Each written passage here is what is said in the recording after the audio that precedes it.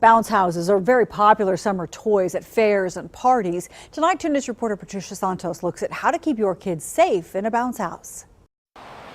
Researchers found more than 62,000 children hurt in bounce houses between 1995 and 2010.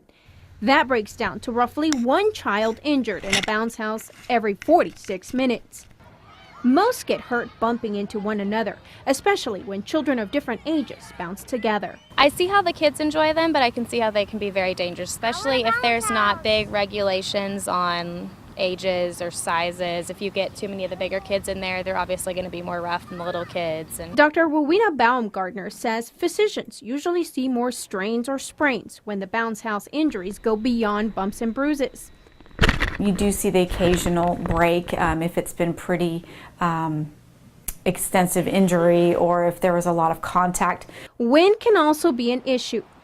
In a couple of recent incidents, strong gusts of wind caused big bounce houses like you see at an event or party to come unstaked from the ground and go airborne. It whipped like this and then it dropped off on the first little kid in the middle of the road.